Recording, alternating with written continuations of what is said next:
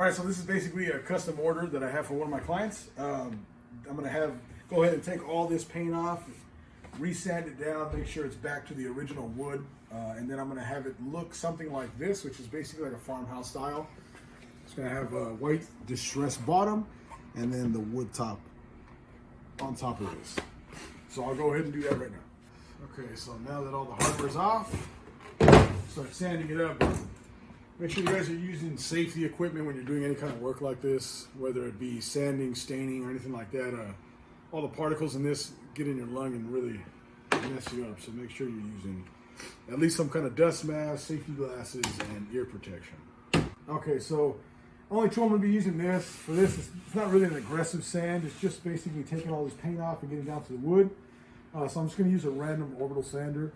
This is the hook and loop style with the Velcro on the back. And this thing works great. It's also variable speed, so I can adjust the speed in which it's going. So if I want to do more detailed work, less sanding, I can lower it. If I'm doing more of an aggressive sand, I'll just heighten it up. Also, too, I'm using 60 grit sandpaper on this.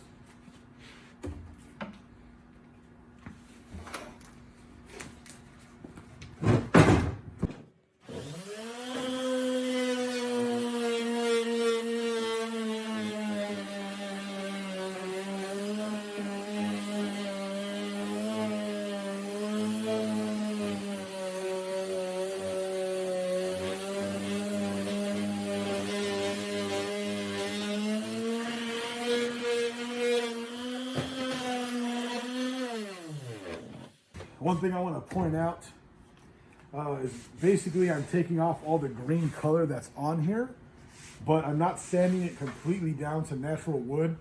The idea is to give it kind of a varied color. So when I go over it with the paint, you're going to see some of the lighter spots underneath, some of the darker spots underneath. It's going to give it a more authentic feel. Okay guys, so I just finished sanding the drawers. Now if you look closely, there is a little bit of green left in the grain of the wood in certain areas of here. But I'm not too worried about that. I'm basically going to be doing 3 layers of paint over the top of this. It's a dry brush technique, so it'll cover all these green spots you see. I just wanted to leave some of the variation in color in the actual wood here. I might even go back and hit it with a little bit of stain just to give it a little bit more. But for now, everything should be fine, and this green is not going to be a problem. Okay, so basically I'm going to do the same thing I did to the drawers here. I'm just going to sand everything down. Getting all the green off again. If I go too aggressive, because some of this is really thick with the paint, and I go down to natural wood, I'll go back and restain a little bit of it just in sections, just to give that variation of color that I was looking for.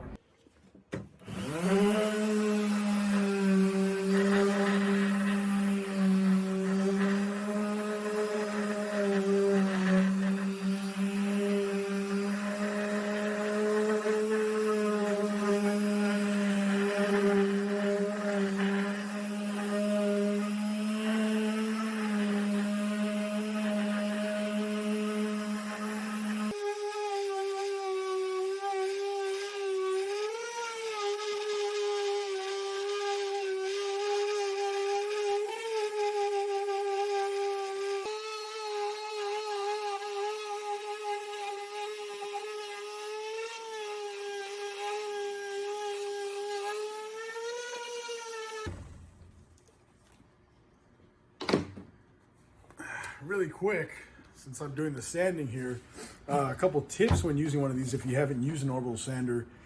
These things, you don't want to put too much pressure over the top, because as it's spinning, you're putting pressure on the motor itself, and you don't want to burn it out too quickly. You can get some cheap ones. I recommend a halfway decent if you're going to do that.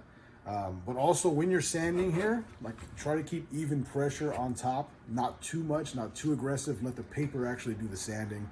And I don't know if you can tell in the video, I'm sure you can't, but there are certain moments where I'm tipping the sander, and basically what I'm doing is getting the edge on some of the spots that are a little harder to sand out, or they're in the grooves. So it does help a little bit. I wouldn't recommend doing it the entire time, because you will throw off this and you could burn out the motor, like I said. So like I said, just keep even pressure on top. Sand and any kind of motion you can. If you're trying to maintain the surface, you want to go with the grain and not against. But for this, because I'm going to be covering with paint anyway, I'm not too worried about it. But just to give you a couple little tips, just how to use the sander.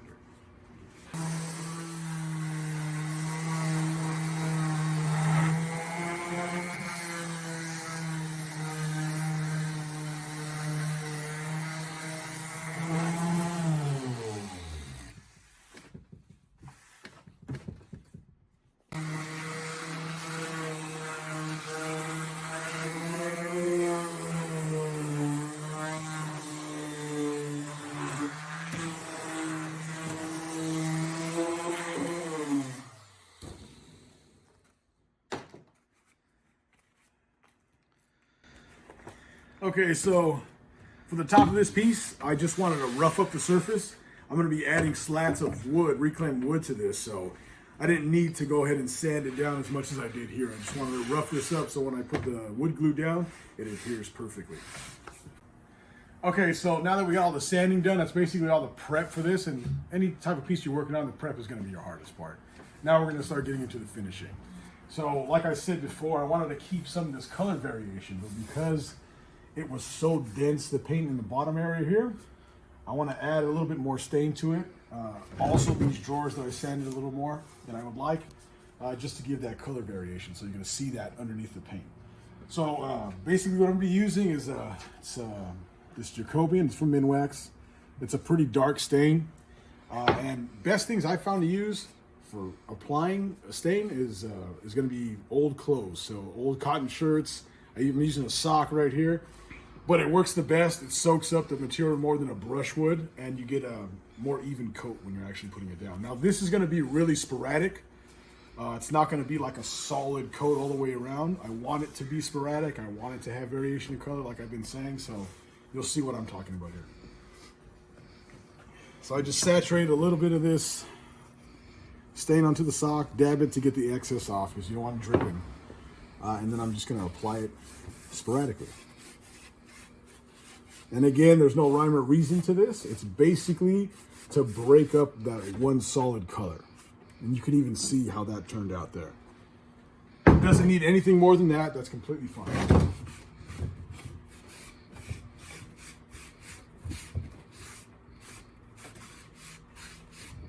Okay, so I'm gonna do the same to this.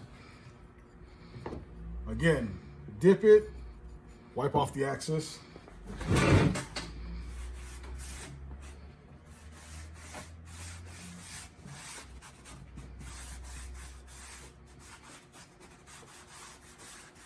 And you can even see how it just blends into the rest of it, and that's kind of the idea.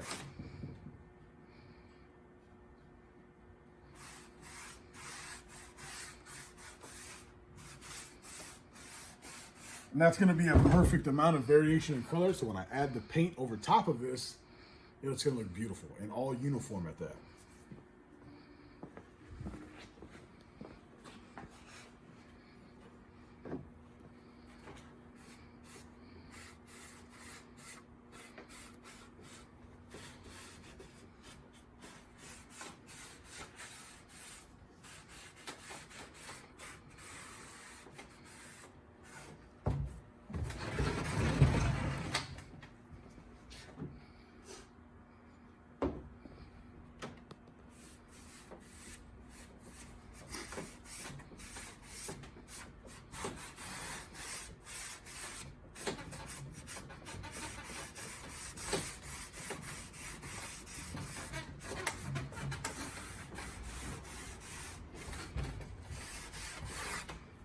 All right, so now that's it.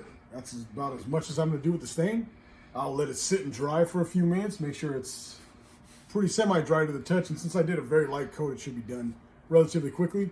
After that, we'll jump onto the paint. All right, this is basically like a dark charcoal gray type of color, and we're all doing dry brushing for the entire piece. So I'm just dipping the very tip of the brush inside and then wiping off all the excess because you want it to be very dry. And this is going to be a lighter touch than you would normally if you were painting a full piece. And again, I'm doing it in random spots because when I put the overall white over the top of this, I want this color to come out in some places, not everywhere. Like I said, very light touch. You're going to have to keep reloading your brush. It's just to get this gray color underneath, and it's going to mask a lot of that green, wood, and also the darker stain. I typically like to go in the same direction when I'm painting. It looks more appealing, more pleasing to the eye. So that's already finished there, and you can see in some of the light, if you can on the camera, that it's already drying.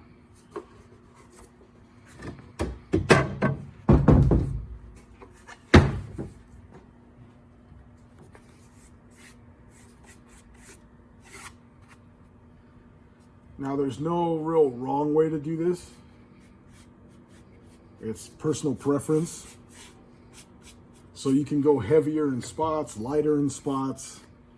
You just want it to kind of flow. You don't want any choppy stops, if that makes sense. Okay, that's the drawers. Those are already finished. Now we'll move on to the body of the piece.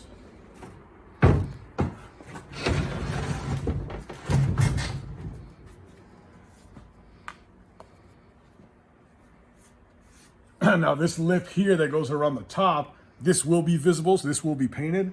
The top's gonna have wood, but I like to overdo that just a little bit, go over the top. So when I lay the wood down, if there's any knot holes in the wood or gapping in the wood, you're not gonna see just whatever's underneath. It's gonna match the rest of the piece.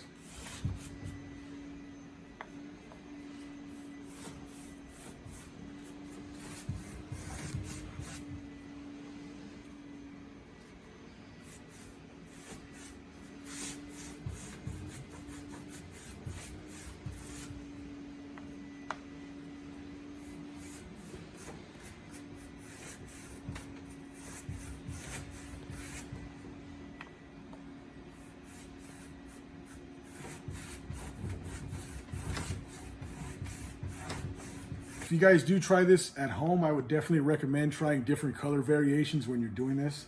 This is all going to be undertones that we're doing right now, but I guarantee if you're looking for a specific style or look or a color pattern, play around with that. You know, the whole process, the whole point of this is to be creative, so go wild with it.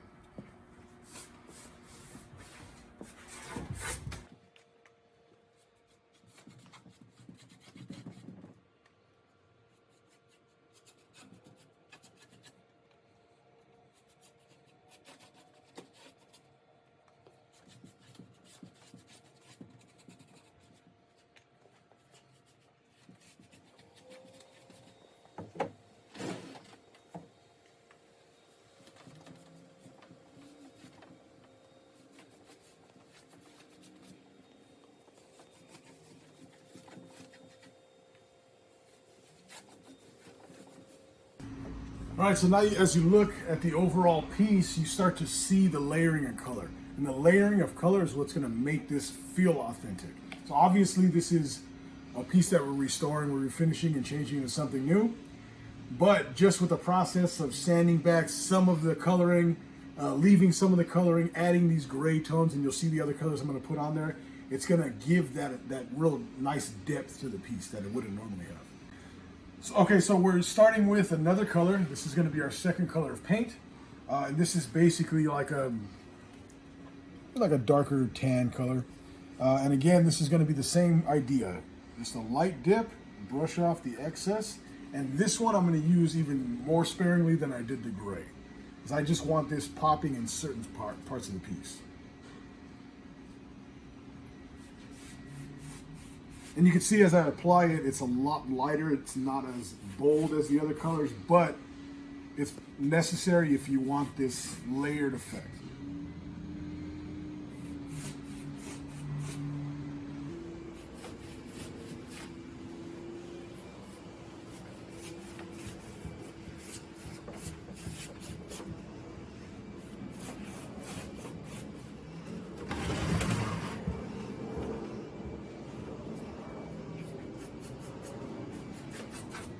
And remember guys, as you're doing this too, you want a very light hand, nothing heavy.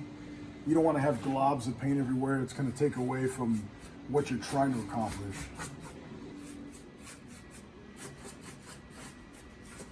As you put it down, as you can see, I'm blending it out.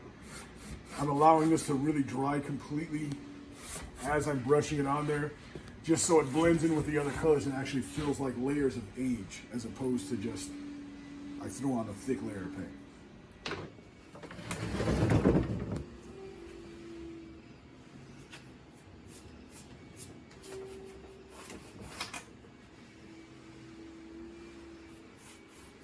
If you guys are wondering what type of paint I'm using, it's regular house paint. It's a flat-based, water-based paint. The reason I use that is it dries very quickly, and it has that soft, nice, normal rough feel instead of having that semi-gloss look to it.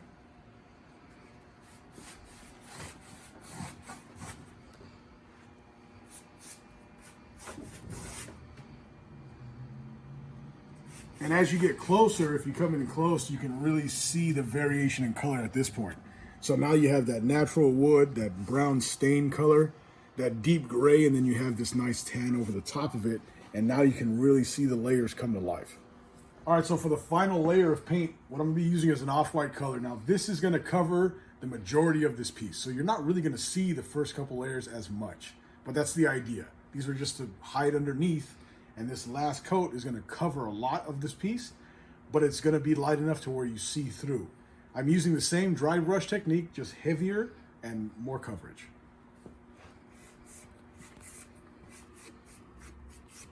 I typically like to do the edges first because they're going in an opposite direction, and then I'll go over and blend that in.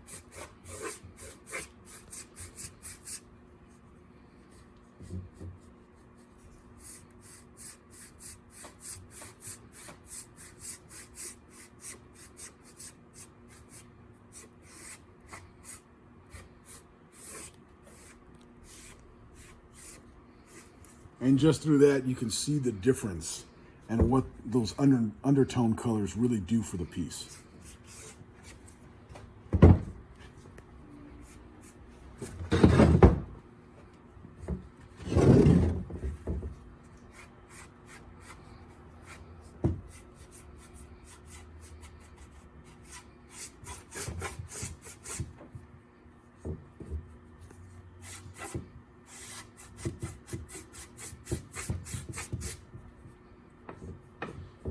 I'm purposely leaving certain areas a little more exposed than others.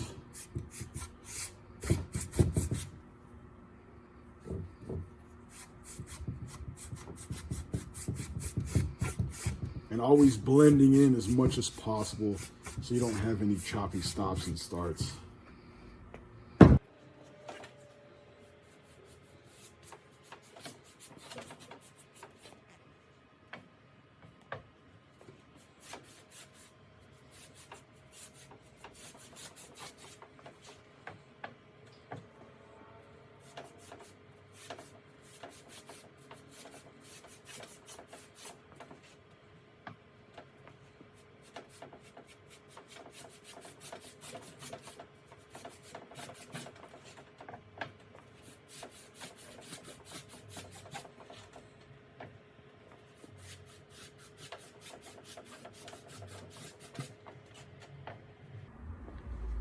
Also too, if you notice as I'm painting, I'm trying not to stop the brush stroke in the same spot.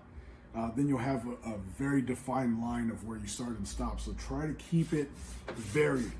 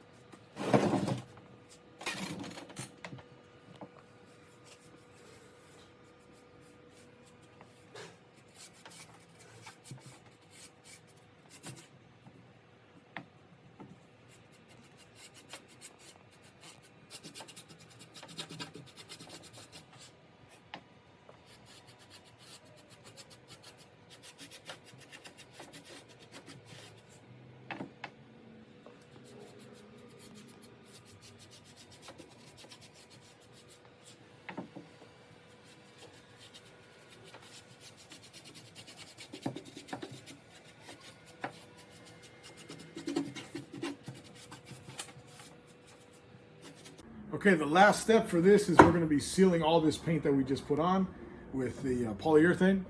This is a Varathane. It's a water-based satin finish. And this is basically just going to give it a nice protected coat over the top of it. All right, so again, you just put a good amount on your brush, get the excess off on the sides, and do a nice little coat over the top. Same deal here. I try to do the edges first just because they're going in an opposite direction. And then I'll go ahead and do the long sections after that. You want a nice thin coat over the top. You can let it dry and do a second coat just to give it that extra protection. And this stuff dries relatively quick.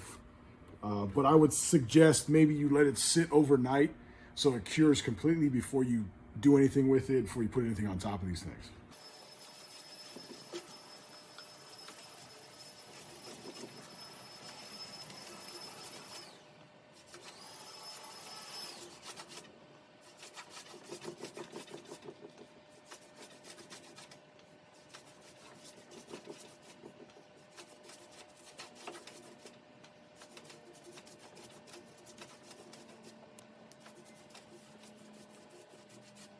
One tip I would recommend doing when you're applying the clear coat is basically you don't want any drips. That's pretty much what you're looking for, no dripping. Because the drips, if you don't catch them and clear them out right away, they will be noticeable. They'll be milky, thick pieces that it's going to look very unattractive on your piece.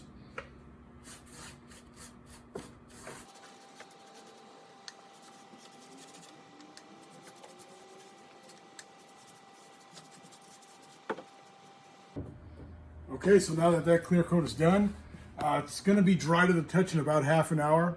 And after that point, we'll go ahead and cut the slats of wood for the top and glue them up. Okay, so what we're doing now is basically I'm going to top this with the reclaimed wood. And these are just old fence panelings, but they have that real cool grain and texture to it. So I'm going to cut these down to size. And what I'm trying to do here is I'm basically going to fit the pieces of wood within this section here. Now I could go all the way to the end or even cut this and square it off. But aesthetically, I think it looks more pleasing to the eye if it's on this inner lip here. So all I got to do is measure this lip here and then cut these down to size. And I may have to cut another strip if this is too wide for the pieces.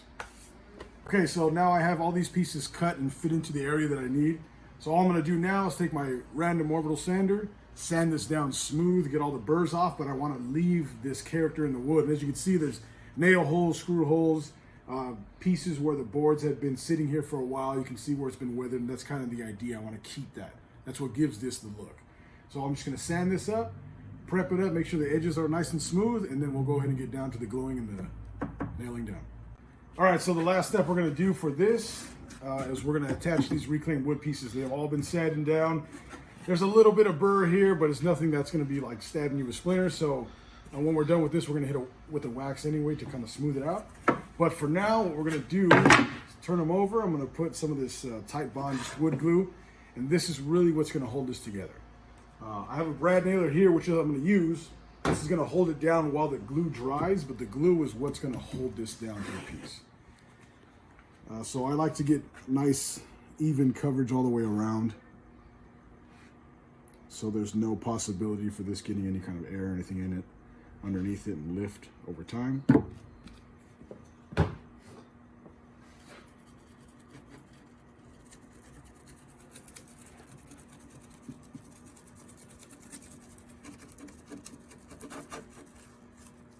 And the first board is really the most important because that's going to set the tone for the rest of them. So I got to make sure I line this up correctly to the edge that I want. And it's relatively even on both sides.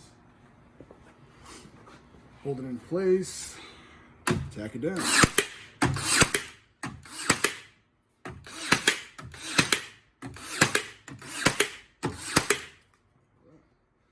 Now that that's secure, I can start with the rest and finish it off. Same process all the way through.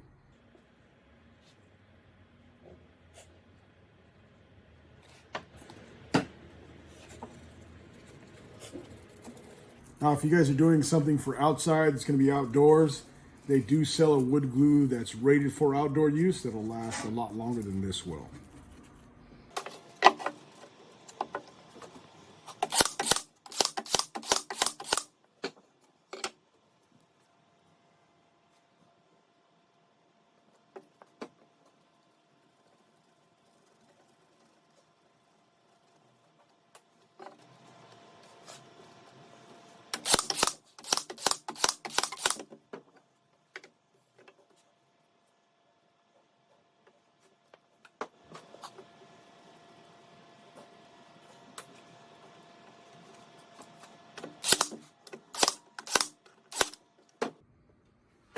That's all there is to it right there. So the last step, we're going to use finishing paste, and I'll show you guys how to do that in a second. All right, so we're getting to the last step here, and this is basically where I'm finishing the surface. We use a poly for this, but for the wood surface here, I really like using this Minwax finishing paste. This is the special dark, and this will tint the wood just a little bit, but what it does is it actually takes away these burrs. So it'll cover up with the wax.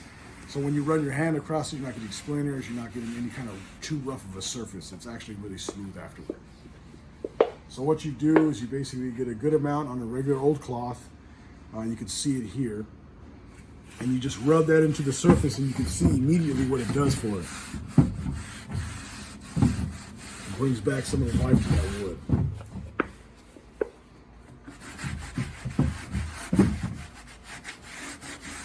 Try to get it and push it into all these cracks and grooves as well, so you have good protection.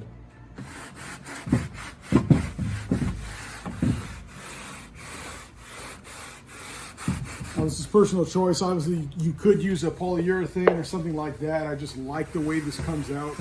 It still feels like a nice natural wood top. Sometimes the polyurethanes can look a little plasticky when they're finished. So this, for me, is a better option for a ceiling for this. Okay, so that's pretty much all it takes. So you're gonna let it sit for a few minutes. Then you're gonna take a clean rag and you're gonna go ahead and buff this out. And it'll give it a nice little shine to it.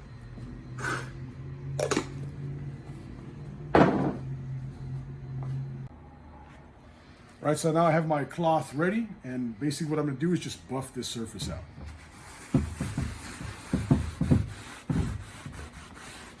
Not sure if you can tell from the video itself, but this does create a little bit of a sheen to the surface.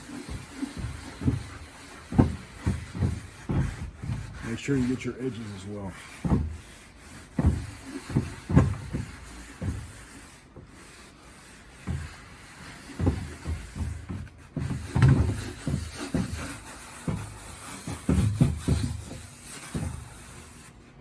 Okay, so the last step is we're going to put the hardware on the drawers, put the drawers back in, and this will be done.